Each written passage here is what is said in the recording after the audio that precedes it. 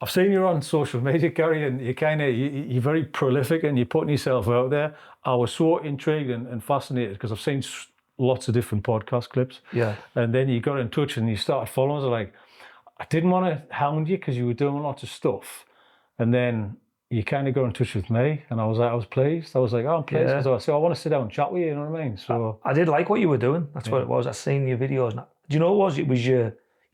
I noticed the setup, how professional it looked. Okay. And that's what I like. Okay. Yeah, because it's just it's one of those things that some people like gravitate to popularity because we're in the game now of popularity, and it's pretty hard, isn't it? So and I don't know, people just feel like they want to do it and want to share their story because the whole idea is to share your story, which might help others or somebody going through the same thing or been through the same thing. You know? Yeah, definitely. So let's start from the beginning, Gary. Where were you born? Where are you from? So I was born in Teesside in a council estate called Talry. Some people might know it from being on the telly as Benefit Streets. So I don't know if you know, have you seen that programme or not? I have, I know what you mean. So it was a bit different when I was younger as well. When I grew up, it was known as Cardboard City because the walls were like that thin, like literally on the house. You could like hear everything. But no, we had some good times there and some bad times there. But yeah, growing up on a council estate, like I think it was good. Do you know what I mean? I enjoyed it. Mm-hmm. And I mean, you know, were you just a normal kid doing normal things? What was the dynamic? What were your mates like? Were you sort of unruly kid? What was? Yeah, I just think we were normal kids, really. I've always been drawn to martial arts or like action movies.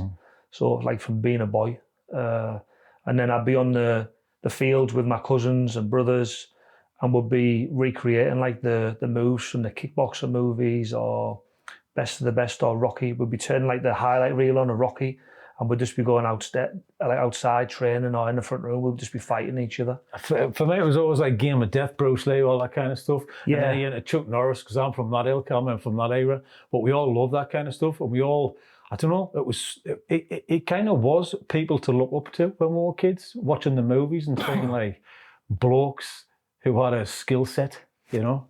Yeah, it definitely gave me a lot of motivation to like looking, because when I grew up, same as you, we had these like action heroes, didn't we? And we have superheroes now. We did then, but the action heroes were our superheroes. Yeah, I mean, it was Terminator, it was Arnold Schwarzenegger stuff like that. But it's that you look at like Commando and all that kind of stuff. I think that's all we loved, you know. It was that and music was when we were kids, and that's what you looked at, you know what I mean? It wasn't footballers. I don't think everybody wanted to be a footballer.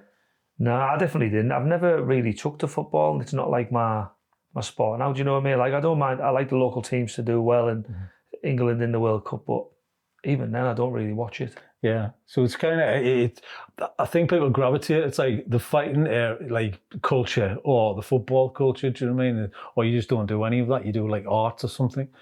And like as a kid, were you fighting and stuff? Was it that what you got into it, or was it just interest that got in? Yeah, we were. Obviously, I had scraps when I was a kid, as being a kid. But we used to have a local community centre, and they used to have classes in there like karate, kung fu, taekwondo, wrestling, judo. But like obviously, I was quite poor as a kid, so we never had much money. So we used to have to sneak inside the community centre. So we'd like go to the local sports centre, and we'd like tell the lady we'd either want to use the vending machine. So as we'd done that, and then we'd sneak in and open the fire exit at the back, and then me, my brothers, and my cousins or mates would go in and would just like nick into one of the classes just to train. Really? Yeah. Just like breaking into a fight. Just just nicking into the sports centre just to join any class, and I didn't care whether it was like the karate, kung fu, taekwondo, kickbox. Didn't matter. What was it about that? Is it just like pent up energy, or was it just like you want to learn some skills, you want to do what you see in the telly? I just loved it. Even people ask me this question all the time, and even things I've been through in my life, they think, is it because of that you go into martial arts? But I've literally always just loved it. Like as long as I can remember, I've loved martial arts, and I've tried boxing. I used to do boxing for years, but it's just not the same for me without kicking and punching and kneeing and elbowing. It's just not the same. Okay, so it's kind of, you know, looking back, it's a fairly normal existence. You're hanging around with your family, your mates, all that kind of stuff. You're just doing it out of the passion and love for it. any difficulties on the estates and stuff like that when you were a kid, or just normal? It was probably normal to you. That's the thing. What's normal to you it was just normal to me. Like we were them kids who were like sticking, I don't know, like 50 pence in the telly or the coat hanger to try and get it on. Do you know what I mean? Or would be chopping tiles on the floor, like, and we'd be sticking in the gas meter, like doing that. So mum and dad nearly got knocked a few times, like when they'd come around checking on these things. Yeah. So, I mean, the thing is, I think when you're a kid and you don't see anything else outside of that, you don't see yourself as poor. I think it's when you're older, where you see other people in another lifestyle, you go, oh, shit, they've got more than me. What's going on? Don't, when you're living it as a kid, you don't know no different, you know what I mean? Because you're just playing on the streets with your bike and the football and you're just messing around. So, because all you care about is having fun, don't you? Yeah, just having fun and messing about.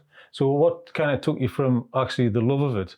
Did that kind of kick off, I want to do this moving forward, or I want to keep doing this? Because there's going to be drop off with you and your mates of like who sticks with it. Yeah, so obviously I was probably the one who always loved it even more than them. Obviously when I got a bit younger, so when I was younger, I went through a bit of adversity with my dad. Like we used to see like my dad beating my mum up and stuff like that. Oh really? Yeah, and then so that went on for years as we were kids, and then as he moved, my mum met this other guy, which was a boyfriend for like years. So from like age of 10 and a half till I was 16, like he used to beat me up, like physically and mentally from that age. But all within that time, little bits of it where I was involved in martial arts and stuff like that, there was a gap out of that because of like living with him. But I would still be training myself even at that age. Because I know before you said, some people have like issues and that's why they start fighting and stuff like that. Was the reason why you started trying to learn how to fight is just because of this situation here? No, because I'd already done it before that. Obviously, it's definitely helped me the older I've got with facing what I have. But I think the main way it's helped me is because of the values that martial arts gives you, with the respect, self-discipline. And I think that's what's kept me on the right track, because the kind of life I've had is from being a kid growing up, I could have easily turned to like drink, drugs, like a lot of people do. So it's kind of pushing your attention and focus into something else, isn't it? More of a positive kind of outlook. I'm just trying to think, was this just the norm, like violence in your home? Was it the norm? Just the norm. Yeah, for years I grew up like a really violent, hostile house. Yeah. Especially with my mum's boyfriend for years. I used to come home from school, I'd be locked in the bedroom till the next morning, light bulbs out of the ceiling and stuff like that, plug off the telly. He'd come in on the morning, like 6:30 in the morning, just rip the cover off you, 5:30, 6:30, rip it off, wakey, rise and shine, just get you up. So what, I'm just trying to think, like, from your dad leaving, did your dad leave or did your mum and dad split up? What was the case of that? Yeah, my dad left them, they split up and he left, he went with another woman. So he was violent and he left, and then your mum was replaced your dad with another guy who was violent. Yeah. I mean, obviously you might think about that now, and what's your thoughts about that now? Do you have a relationship with your mum and stuff? No, I don't have a relationship with my mum or dad now. Is that because of that, the whole thing? A lot of it's to do with that. I used to have a relationship with her. Not so much with my dad. Only like when I was younger, and then nothing. And then my mum. Yeah, I just think like because of what happened to me, and obviously when I got to be having kids, and I thought that was their time to make like sort of amends, like be a better grandparent than a mum. And she sort of never done that, in my opinion. So I thought, I'm not going to let my kids go through disappointment. Yeah, so you're kind of giving them a chance. Yeah, I don't wish you no bad or anything like that, but I haven't had a relationship with mum for a long time. So just move on. Yeah, just moved on, yeah. So when you're younger, you're kind of going through all of that. Do you resent your parents, or you just think like this is the way it is? Like you must have hated that boyfriend, man. I hated my life. Obviously, when I was a kid, I'd be like praying, I would die in my sleep and stuff like that. You know what I mean? Really? Yeah, I got like bad? Yeah, so honestly, like he dragged me up the air by my stairs and smashed me head off the wall and picked me up and smashed me against bunk beds, punched me in the stomach, in the head. Like the worst kind of physical abuse you could get from somebody, like from a man. Glasses broken all the time with sellotape on them, and this was going on for years. So no one picked that up, not school or out? No, I used to have bruises all on my body. I wouldn't take my top off in the school changing room. Really? Yeah, I'd go in the other room. Like if I did it. You had no places to go, no respite, no? No. There was one time when I got a bit older, like people in the family, some of them did know about it, but no one really done that about it, if I'm honest. Like even if I went down, like my uncles or my nana's, I'd always end up back home because he would come round with my mum and he'd like, I don't want to say turn the magic on, but like make the situation sound like as if it wasn't a thing. But obviously I was a vulnerable little skinny kid, you know what I mean? I was like 11, 12-year-old, like it's easy to manipulate somebody at that age and make them come back, you know what I mean? Yeah, because it's like who's telling the truth, isn't it, Yeah. really? And I suppose somebody who's got, you've got to put a face on and you've got to bullshit people as well. And I think manipulators are good at doing that as well. Yeah. And obviously he was like a bully. And I think I don't know what he got from doing what he did to me and like my brother. I have no idea, but obviously some people are just different, aren't they? Like monsters. Like I said this before, I was on a podcast the other week, and like as a kid we believe in monsters, and when I was a kid my monsters were real. Yeah. I'm just trying to put my head in that position because, I've not been in your position. I've just been in, something of my own, but it's definitely not that. Do you know what I mean? Because there's levels to this, and that's the extreme level of violence in the home. So how did you handle that kind of stuff? Even with your brother as well? Were you both getting equal, same amount? No, I was getting more. So sometimes he would use my brother to manipulate like the situation. Like my brother hated him, but because I've got like 3 brothers, one of them left years ago. In fact, I'll tell you that. So one day I come home from school and he would call him flat ass. He was arguing with my brother, and my brother gave him an ultimatum. Basically, my mum gave my mum an ultimatum saying it's either him or me. And they were arguing, and he'd end up saying, I'm just going to go. And he left. My brother went and like just took a carrier bag and left. And I never seen him for 5 years, my older brother, like after that day. Really? And then it was just me and my younger brother, like left there. Was it worse when he left, when your brother left? Oh yeah, it was worse. He left at the very beginning. My older brother never seen none of it. What happened? He left when I was like 11. Really? And I never seen him again until I was 16. So was this all throughout your teenage years? Yeah. So how did you get through it though? Garry, I'm just kind of intrigued, was any like, were you always out of the house or you just trying never to go back in or? No, sometimes I wasn't allowed out of the house, but sometimes I was. But yeah, I never spoke to no one about it. I never told no one. So I would never tell anyone what was happening to me. I was embarrassed. Did that build up resentment and anger in you to other people? It probably made me a bit more standoffish, I would say. But I think even, I don't know, because I don't really bother with many people from school now. So I don't know if any of them, maybe one of my friends would have known, Lee, who I used to go to school with, he would have seen something. And I know Flatas's nephews knew about it because I was close to them. They knew because they'd seen him do stuff to me as well before in the past. Like they'd seen him do it in the hallway where he'd smashed me off the wall, and then he told them to go, and that's like one of the times he like dragged me up the stair from the bottom to the top by my hair. But yeah, so they'd seen it, but how I got through it, I don't know. I think because you're living with it every day, so you don't know no different. Like, and nobody's there to come and save you. So it just the only thing it got to the point is where I started getting stronger, like in the sense of like not stronger, like physically, like stronger in all areas, like where I would win in another way, even though he beat me up and physically do things to me mentally. I would win in another way because I would tell myself I'm not going to cry no more. So when he used to physically hit me, like when I was like 13, 14, like I literally wouldn't cry. He could have put my head through the wall. He could have kicked me in the face. He could have done anything, and I literally wouldn't cry. Yeah. So like it broke something inside of me because as I got older, I became, even though I know what emotion is and I feel it and stuff, I become like accustomed to it where like I physically won't cry, even though I might want to. Like I just physically can't.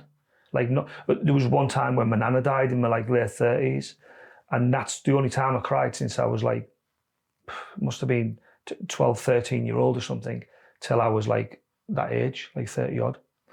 It's almost trained you in a way to kind of handle pain and kind of get through it, but also there's probably something inside of you go, I'm not going to give you this. I'm not going to give in to you. Was it that? Do you ever think about that? Like look back on it or not, Garry? I just didn't want him to. I wanted him to feel like he was, like how I felt worthless. I wanted him to feel it. So even because obviously he was stronger than me and bigger than me, but even though he wasn't, and I used to cry before, but I wanted him to make it. I wanted him to make him feel like I can't do that with him. Like, how am I going to do here? Nothing. Because all I could give him back was verbal abuse. Do you know what I mean? So, but when you get in physical pain, I've said this before as well, but when you get in physical pain and mental pain, it's actually quite good. It feels good and nice because it's relieving a little bit. So what I mean by that is if like you've got someone's giving you total emotional pain in your brain and it's hurting because it still hurts. But then when someone physically hitting you and giving you that kind of thing where it gives you something else to think about, it takes that away for a little bit. Do you know what I mean? Because you're starting to think about physical pain, which sometimes takes over that. So yeah, there's that side of it, and I think a lot of people might not understand that, but that's what I felt, and that's what I noticed. So the pushback, did you ever push back? Did you ever hit back? Yeah. At what age? Yeah. So I think I used to like hit back and tell him, like say stuff to him. But there was one time when I'd met my brother and my older brother, I hadn't seen him, and I'd seen him in Norton, and I went back home and I said to my mum, I've seen our Mike and I'm going to go and see him. And I was like, I'm going to go and see my dad as well, just being a bit naive as if he was want to see me, because he ended up living with my dad, my older brother. And they were like, oh, you're not going down there, you're not seeing him. And then he kicked off saying, you're not going out of this house and seeing him, on about my brother as well. And I used to always say this thing to him, you can't tell me what to do, you're not my dad. So, and I think I must have been about 15 at this time, 15, coming on 16 nearly. And I remember him going, I walked into the kitchen and he came in the kitchen and we were arguing a bit, and then we started fighting. And he had me on the floor and he was punching me on the floor. And my younger brother came in because he was in the front room and he was crying. He was like, get off him. And as he told him to get off him, like he looked round, he fucking battered our Danny. And I'd just seen red, and then I remember me just hitting him, like punching him and stuff like that. And then all I remember is me being behind him, choking him, like, because he was choking me before this. I remember me choking him, and then my mum pulling me up and saying, get off him, you're going to kill him. And then I remember leaving the house and I went to live with my nana for a bit. And then it wasn't too many months after that, sort of when he sort of left, like the house, and they'd like sort of split up.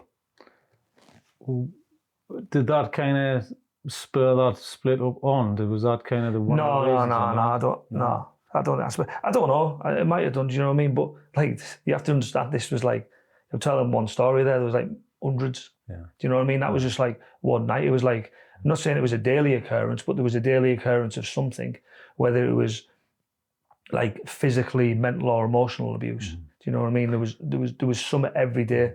That's the thing. If it happens to you once, you start to remember it. But if it happens to you all the time, they kind of merge into one, don't they? Yeah. That's what I'm saying. Yeah. And then when you're getting like stupid like things done to you, even the way he would act, like in our house, man, he had this is how much of a crazy weird man he was. We had like your front room, how you have as a house. He had locks in it, so you had one middle, top and bottom, like key locks and that. So you weren't allowed in the front room. And when you did go in the front room, he had this huge fish tank. It was about 8 foot long or something. And then he had this massive rug like round the room. And if you ever did go in the room or anything, you'd be tiptoeing around it. You weren't allowed to put any footprints on it or anything. But you weren't allowed in the front room. There was just locks on it. That's mad.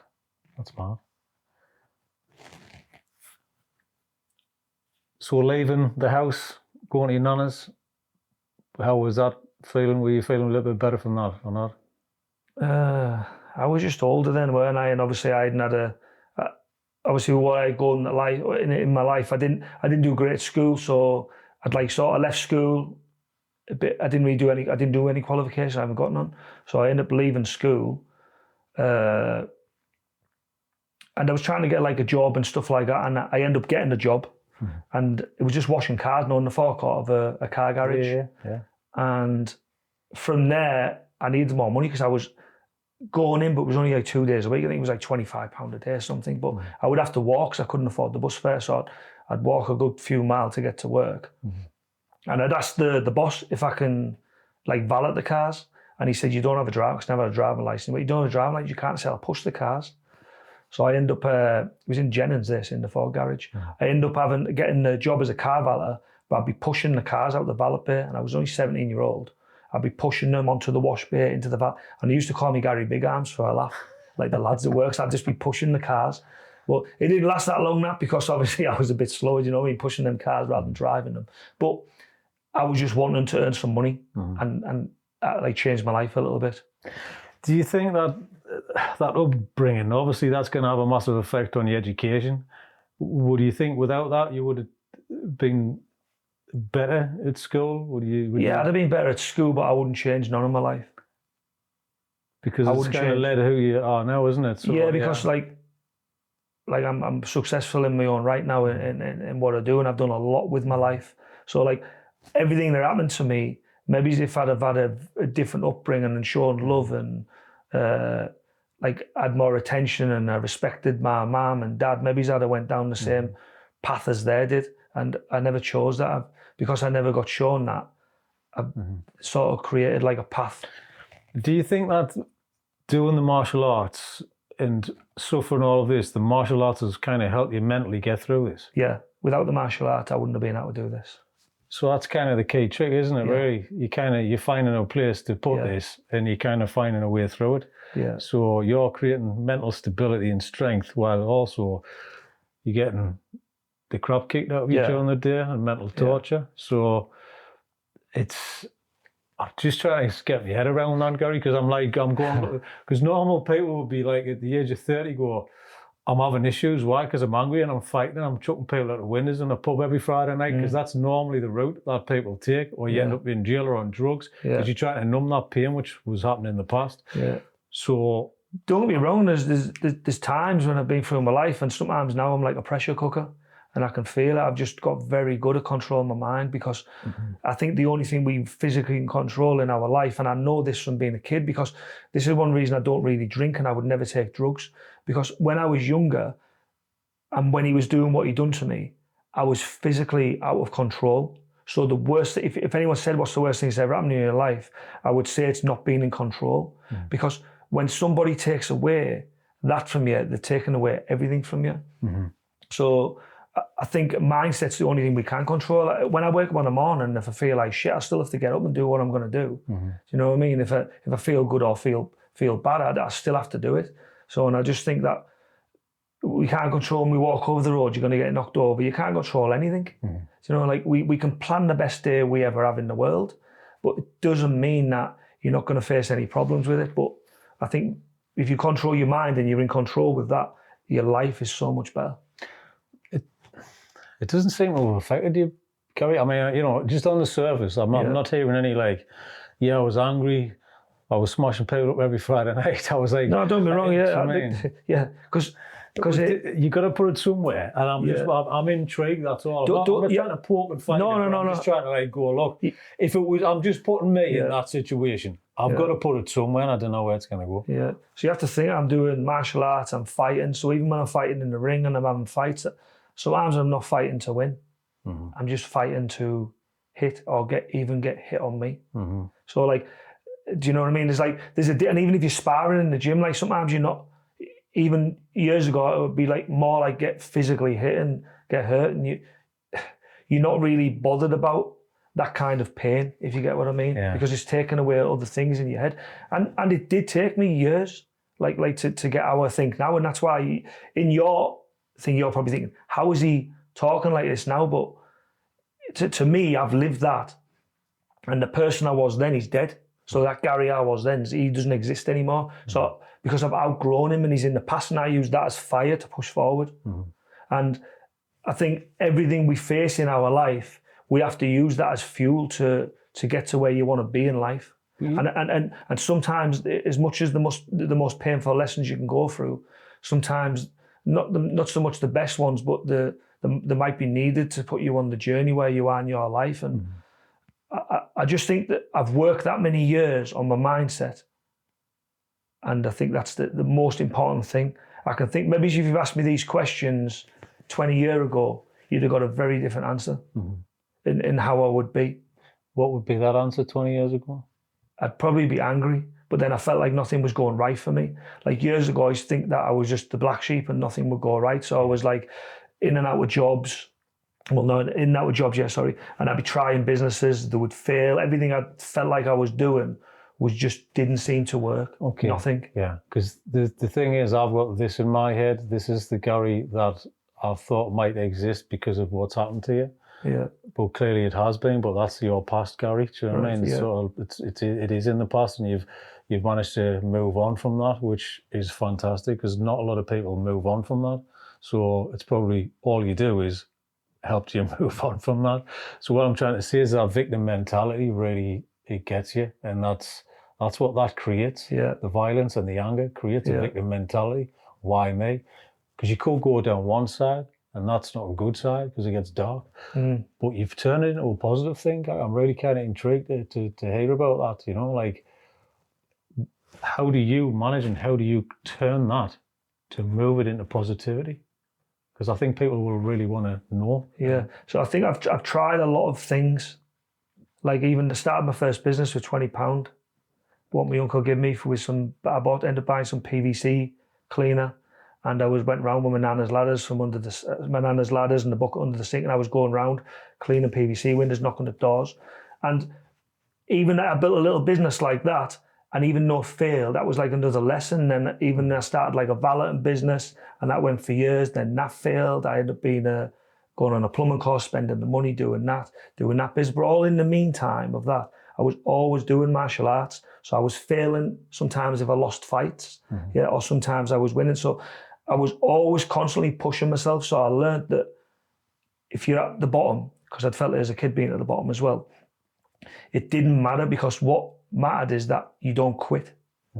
So, and I think most people don't try like to even go out of the comfort zone, because it feels, when you're in a safe spot, it feels like different and it feels safe. But and that's probably one of my biggest problems with the people who really know me, including like my wife, is like I'm always pushing and trying to do different things and trying to be like better myself, or just everything I do, like even my business, I'm always changing things in it. And I don't know whether that's something to do with my brain, so it doesn't stop, so I don't stop thinking about things. But I'm always pushing, I'm always trying to, like, I've built like businesses, I've filmed them, I've built businesses now, I've invented games, I've wrote a book, like going in the movies, like I've done so many things. I fight, I mentor people, I do business talks, like there's so many different things that I just push myself into doing, that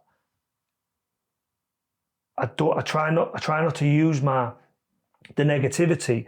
I try and use my story to inspire people and what I've been through, to show that it doesn't matter what you've been through, that you can be someone, and you can help people by sharing your story.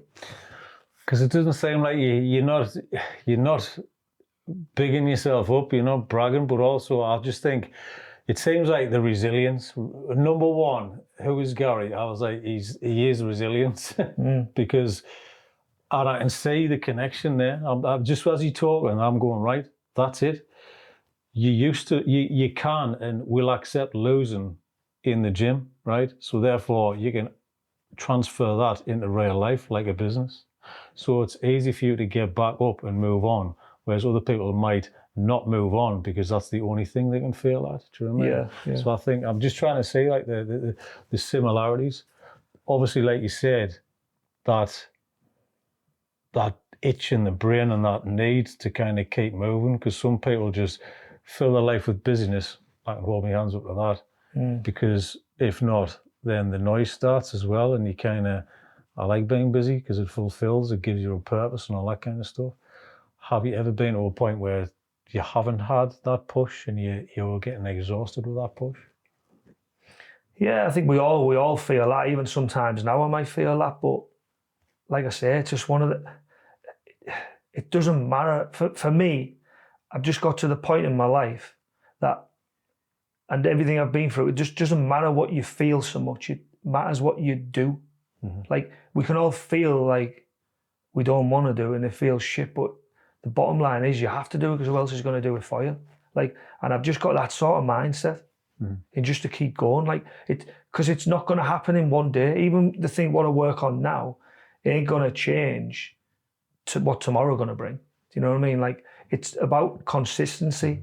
Do you know what I mean? It's about constantly like action and things. Like a lot of people know motivation. Like motivation's good, but unless you actually action it and, do you know what I mean, execute it, then the ideas and everything are nothing. Do you know what I mean? We can all be motivated. We can all watch the videos, and I'm not saying I do because I like them, but unless you actually do anything from after watching them videos, you won't change your life. You actually have to action things and be prepared to fail and do things that people don't even believe in that are even going to work. Are you surrounded by people with the same mindset as you, Garry, or not? A few, but everyone who's around me, I try and make them not be like me, but I always try and help everyone, even if they work for me and they want to set their own bit, I'll help them. Do you push it or not? Do you push it on people? Do you kind of like... The mindset I do, yeah. Everyone who knows me talks about my mindset, everyone. Yeah. Because sometimes you can't change people and it's quite frustrating. Do you get frustrated with people who you know have got potential and you can't change? Yeah. It's tough, isn't it? Yeah, it's tough because people only want to do something if they actually really want to do it. You know what I mean? Like, and sometimes even like I've been told stuff and people say, oh, you should do this, you should do that. And you don't do it, but it might even be a year, 2 year, 3 year. And then something clicks in your brain and you end up doing what this person told you. And then you think, if I'd have done that a year ago, I'd have been so much more further forward now. And I've done that. Yeah, I've definitely done that. Do you give yourself a hard time? Me personally, on myself? Yeah. I don't ever feel sort of fulfilled as what I probably should be, even though people tell me I've done like really well and the stuff I do and I'm doing. But and it is enough. I am happy with what I've got. But if it was just about money and that, then it's not that for me though. It's about doing everything I can in my life that I want to do. Like, my biggest regret is being on my deathbed and not trying everything I ever wanted to try, even if I fail. Yeah. So, and that's my biggest regret that I'll have. So I just want to be obviously the best dad and husband I can, the best businessman, and just be a good person and help people. That's all I want to do. I think with I'm going to call it a high achiever mindset, because I think that's the only way to describe it. I think it's about achieving stuff, because nobody can tap into your brain and know what you're thinking every day. Yeah. And that's the issue. How can you describe it unless you plug it in like the Matrix? Do you know what I mean? And go, look, if you plug this in, it's going to blow your mind. Do you know what I mean? Because it'll blow people's minds, I guarantee it. And that's a hard place to live in your head. But you're in there all day and you've been through so much stuff that this pushing myself for every day and motivate myself is easy because of what you've been through. Do you know what I mean? It's fueled it in a way, isn't it? My brain's like a popcorn machine, but my wife says all the time to me, she's like, you literally, because I never stop, like I never switch off. So even if I'm on holiday or away, I'm always working. Like my biggest priority is spending good quality time with my family, spending time with my wife, and I think dating your wife is the most important thing constantly. But I think that I'm always working. There'll be no like time zone of when I'll say, oh, that's the end of the day. For me, there is no end to the day. If it needs doing, it needs doing. You can't say, oh, I'll do it tomorrow when it needs doing now. Yeah. You have to do it when you want to do it, you know what I mean? Because that's when you're going to get more out of it. Is that tough for people around you though? Yeah, very. And have you had to pull back a few times? Is there a bit of compromise in there, Garry? There's compromise, and the older I've got, like the guys who work for me now, I've give them a little bit more. What's the word to use? I'll give them a little bit more power. Yeah. As say, like, and because I do like people who work for me. You have their own ideas, their own brain, bring your own character in. I love that. I love people who use their own initiative and that, and just get on with it. I love that. But I have give them a lot more of that now. So, and there's been times when it's took a lot of pressure off me. Do you know what I mean? So, but I would say it's only been the last 2 years, maybe, I've been able to do that kind of thing because I just like to be in it. Yeah. Aye, it's tough, isn't it? You go on holiday, your brain doesn't switch off. People don't know what your brain does. Yeah, so my wife, she's a nurse, but so she'll be on holiday, and her holiday zone is literally, she gets home from work, that's it. Mine, it takes me, like, just even if I was on holiday a week, just say we went on holiday for a week, it would take me 4 days to even peak down. And then by the time I peak down, I'm ready to go back. So, like, I don't really get the rest of what other people do. Yeah. I'm just laughing because you know what I'm saying. That's why. I've heard this so many times. Man. You know what I mean? That's what, I'm not a reflection in the mirror here, Gary, but I'm certainly in your camp. I was going to say, Gary, I'll go on holiday, but we'll end up coming back. Yeah, with business or something. You know what I mean? So that's the thing. Can I just go through your CV and what you've achieved, especially with kickboxing champion, all this kind of stuff? I'd love to know. I just want to go through this thing. So obviously I'll just go through. So I'm a British K1 champion, 3 times European champion. I won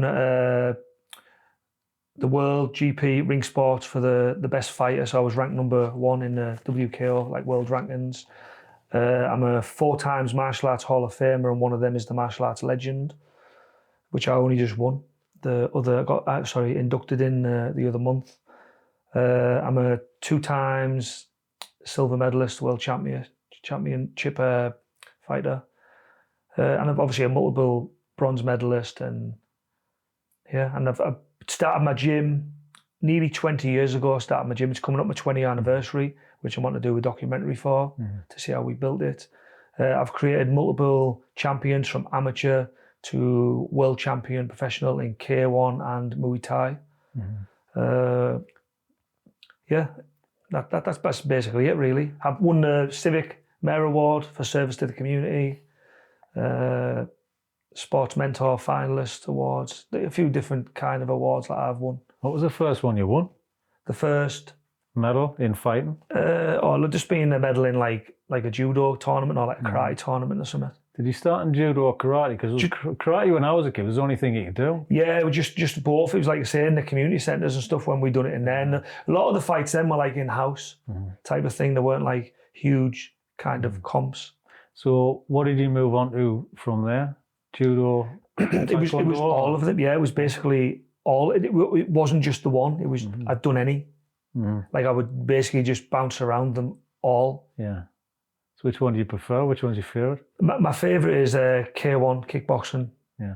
Yeah, that's basically like a mix between all the main striking arts like Thai boxing, kickboxing, kung fu, karate, savate. And it was basically created to be the ultimate stand-up fight. You know, you've got the UFC, which involves grappling and wrestling and kickboxing and all of them. That's a bit different, but the K1 was designed for the ultimate stand-up striker, not the ultimate striker, the ultimate on-the-ground fighter. Did the UFC not take your fancy then? It did. I used to do MMA, and I've done wrestling, I've done BJJ.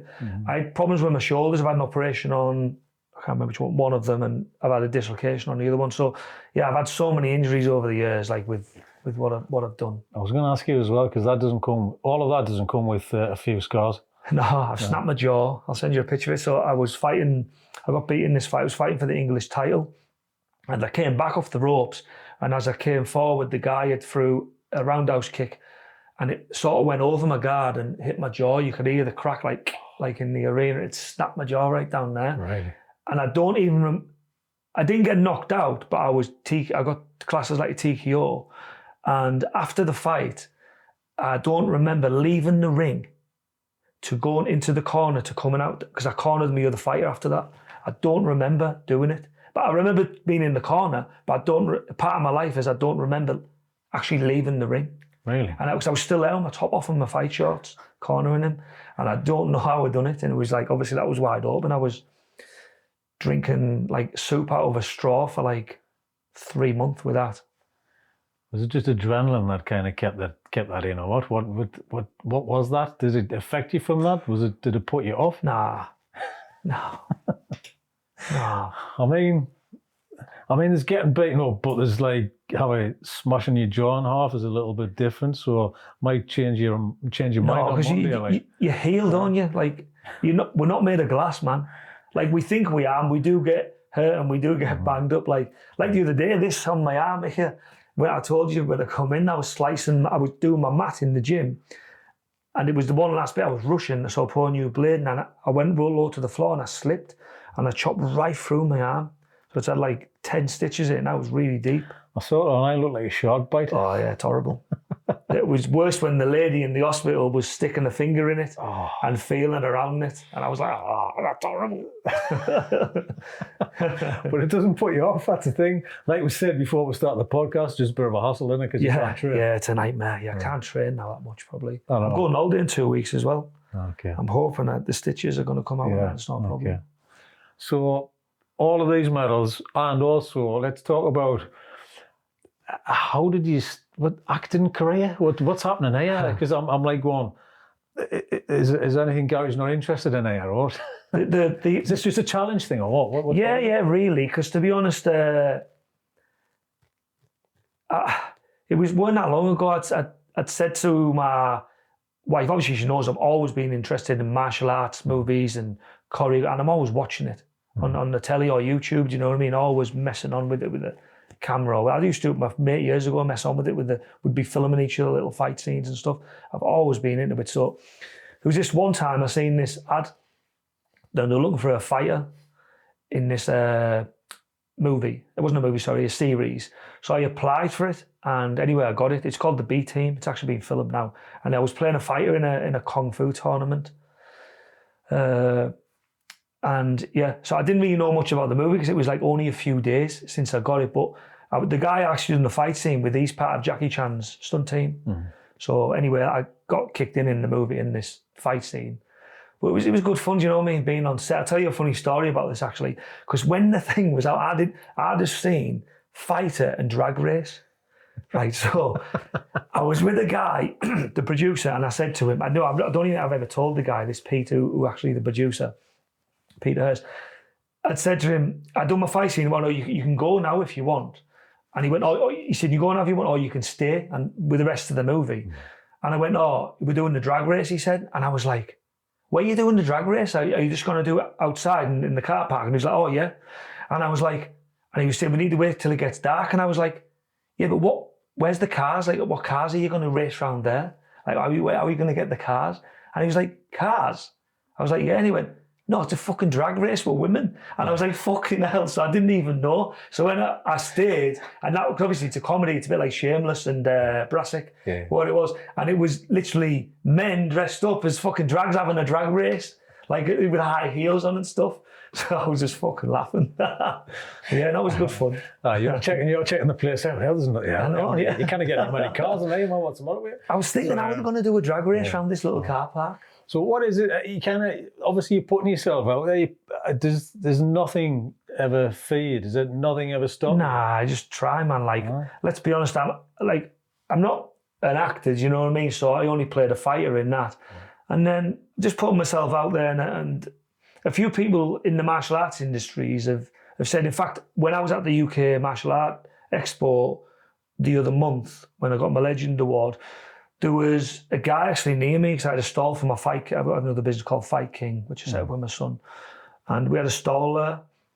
And he'd said to me, you'd play a really good villain in a movie. And he'd done an interview with me on his martial arts TV thing. And there was a guy who came over and he was talking to him. And have you ever seen Scott Atkins? You know who he is? No. So have you ever seen the movie Boyka? No. No. So anyway, anyone who's listening might know the movie Boyka, and it's like a really famous like martial arts movie for British kind of thing. We played this like Russian, but he worked with this kind of guy. Anyway, well, this guy came over anyway. He was a kickboxer, and he was talking about movies, and it just got my ears up when they were talking about the movies because he was showing him the fight scene of part of the thing he'd been working on. I was just interested, and I started talking to him a little bit, and nothing more got mentioned, and. Anyway, these guys started following me on social media, started seeing my stuff, and ended up talking to the producer, and then offered me a part as the main. I'm not the main villain. So there's a main villain above me, but I'm the main villain who fights the main character at the end. So the guy who's in is called James, the Dragon Wilson. So I'm going to be fighting him at the end. Basically, I'm hired by like gangsters and stuff who come to sort problems out with the fight. It's not like with guns or nothing like that. It's like actually a fist fight. So my character's called Paddy Cole in this one. So I think the filming's going to start for this because part of the movie's been filmed already, but my part's going to be like July, August. It's going to start filming. Okay. But I've just actually signed a contract before I came here today, which has been in the pipeline, and that's called Eagle Squad versus Alien, and it's a bit of a CGI kind of thing as well, as being aliens and stuff. And I play a character called Jax, and again, I am actually the main villain in this movie. So I don't know how much talking I get yet in it, but I know I'm a bad soldier basically who turns bad. So it'll be interesting. It'll be something to get my teeth into as well. So I'm looking forward to it. And Salman, the producer, he was really looking forward. Because he was saying as well, you've got the look to play like a villain. So none of them have said I'm the lead yet, like to play a lead. So I don't know what's going on there. Well, it's nice just to step into it. It's just sort of, you're not fearful of it. You just go, this is going to be a new challenge. Let's see what happens. Yeah, well, I just think as well, one, it's not a real fight, but I don't mind hitting each other to make it look better for the fight scene. You ever thought about stunt work as well?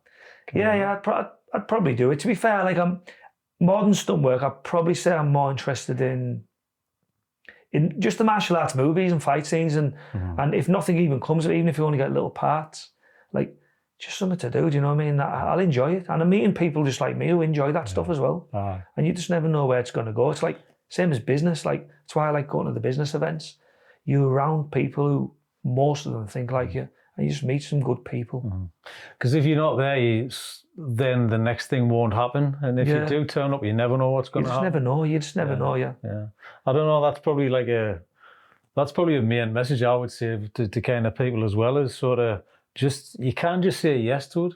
Even if you go, this might not happen, this might not come off. Doesn't matter. Just say yes. Yeah, say yes. Well, that was the thing with the movie of The Butterfly when I got sort of offered it, and I didn't even know nothing was going to come of it. And I was like, yeah, of course, I'd love to do it. Yeah, so I was like straight in. I was like, you can't think, I haven't got no experience or whatever. Like, cause there's someone always starting from nothing. And in the other side, I was like, I have got experience because obviously I'm a martial artist. I've done it for like nearly 4 decades now. Well, it's moving and knowing how to get hit and knowing how to fall and knowing how to do it. And authenticity, I think, is the key for anything like that. Yeah. So it'd be good. I'm looking forward to it. Really looking forward to it. That's why I mentioned the stunt kind of work. Because I've kind of worked with stuntmen in the past and stunt horse riders and all that kind of thing. So it's really interesting because it's the same thing. You do it every day. You know how to do it. Yeah, that's the thing, isn't it? Yeah. Obviously, you walked in the door with your book. I need to add this on your list of CV, which you just didn't mention either. So, what is it and what's it about? Is it what we've just talked about as well? Yeah, so my book, everyone thinks it's a sports book, but it's actually a self-help book. And the reason I wrote my book, the most people closest to me that know me used to always say, they always say, not a book actually, they always say a movie. Like your life should be a movie. So, and in my book, a lot of what I've said in this podcast is more in depth in my book about some of the things that happened to me as a kid. A lot of things happened to me in business. And a lot of how I created the mindset I've got now is in that as well.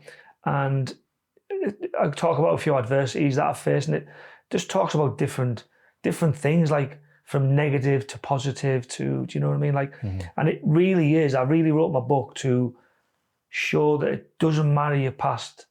You can always achieve greatness in your life. And it was hard going back to certain chapters of my life and digging the past up and going on shelves in my brain. My brain's like, I imagine like shelves at the back, and I've stored them right there because they're not going to go away. I can't get rid of them.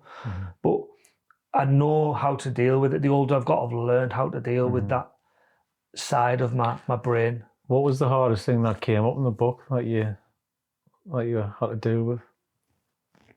Like I say, I've spoke before, like a lot of anyone ever says anything about my life, the hardest thing I would say that's ever happened to me was just being helpless. Like it's my biggest thing that I think of is literally just being helpless in my life, like not being able to do anything, like physically and mentally, nothing, you can't do anything. But obviously now, because I told myself when I was that boy, I used to always tell myself when I get I want to be the man that I needed the most when I was younger. Right. And I've become that man. So I'm proud. That's one thing I'm proud of myself for, because I could have easily took another path. Yeah. So do you feel you've got there, Garry? Do you feel like you've come out the other side? Because I feel like you sound like you've come out the other side intact. Yeah, no, I feel like I've come out the other side, and with my job as well, even with being a coach and stuff, I get to help young people all the time and adults constantly who have different kinds of problems or mental health. Like, I get to help them. That's the thing, because you just touched on that, and I want to maybe dive into that, the mental health aspect as well, because lots of people struggle who haven't been through as much as what you've been through. And we always categorize these things of, well, my stuff's not as bad as Garry, so why should I be complaining? But that actually makes you feel worse about yourself, because then it's another negative, isn't it? I think it's that's a hard one, isn't it? Like, because it's hard to answer, because we're all sort of like built different, and then like some of us can like play on like any tiny little thing. You know, some people who like play on any little thing that's happened to them, or if they're around negative people, they'll just like talking about people.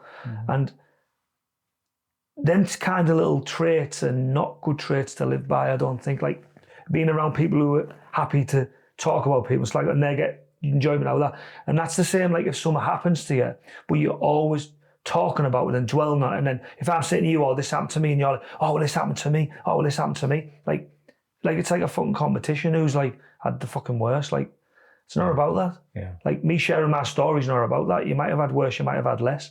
What I'm telling you is that you can still have a fucking life. You can go out and chase your dreams. You are not the past. You are now. And the only way you're going to do that is actually use that as fuel to push yourself forward. And it's not easy. And there is days you want to quit, and there is days you want to give up. And there's been years where I haven't wanted to be here and I've wanted to end my life.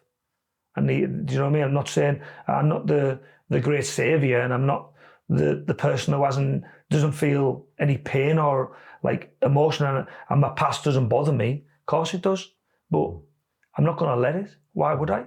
It's ruined my life. If I let it ruin all my life, I might as well not fucking be here. Yeah. You know what I mean? Like, life's here to live, man, and do everything you can and chase your dreams and help other people achieve theirs. Be a good dad, be a good parent, be a good friend, you know what I mean? Like, do everything you want possibly to do. It doesn't matter whether people laugh about it, whether people joke about it, make snide comments. Like, most of the time these people are only jealous because they're from the same place you are, and they're too scared to even step out the comfort zone.